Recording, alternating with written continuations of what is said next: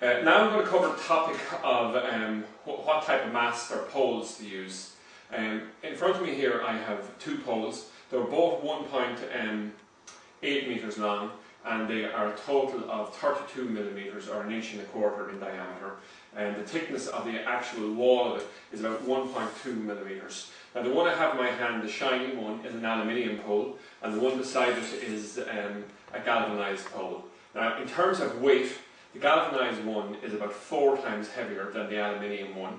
So it's much easier to work with the aluminium one. And also another advantage of the aluminium one is that it's even more resistant to wear and tear and weathering and rusting than the galvanized one is. The big advantage of the galvanized one over the aluminium, it is much stronger. Okay. Now what we would use these poles in conjunction with is, we would use them in conjunction either with a latching kit like this and a bracket, which would go on a chimney, or you can use them in conjunction with a set of T&K brackets like this here, okay? And where the pole simply slots through the U-bolts here and bolts on, okay? And then in terms of the application for them, the two prime applications for them, I have demonstrations of them here above my head. And that is to hold an aerial. An aluminium pole is ideal for holding a light aerial. So something like this small UHF aerial, there's no difficulty with this. You can have the full extension on the pole, and even with a high level of leverage, it's not going to be swayed by the wind or damaged. So if this is the type of application you were planning in terms of putting up an aerial, an aluminium pole would be fine. Now, the galvanized pole would be also ideal for this type of application. Equally, if you were putting up two poles together, a VHF and a UHF pole, where there's a lot more weight in it, I would say at that point I'd be keen to go for a galvanized pole.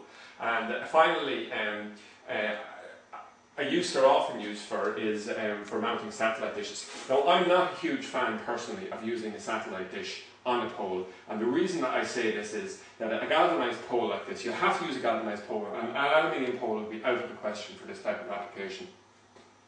But the problem I would have is that the galvanized pole in some ways is too strong. If you looked at the wall bracket that comes with the sky dish, it's circular initially, but when you tighten in the U-bolts, it actually compacts and goes oblong in shape.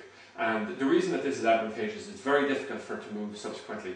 But the galvanized pole, because it's very strong, when you tighten in the U-bolts, the U-bolt would actually deform quicker than the galvanized pole itself. So, you know, you put on a pole and you tighten it, but you'll never get it as tight or locked in position as you would using a skiving. But having said that, sometimes because of the shape of a house or planning regulations which are preventing you putting a satellite dish on the front of a house, it may be necessary to use something like the T&K brackets along with a galvanized pole, but never, and I mean never, use a lashing kit to mount a satellite dish, because this is very bad practice. But that's the basic overview. In terms of costs, their cost is relatively equivalent right now. Sometimes the galvanized, depending on where markets, is slightly more expensive, but currently on the website you'll probably find the aluminium slightly cheaper, but very little in the difference. And that's it. As much advice as I can give on when selecting a pole.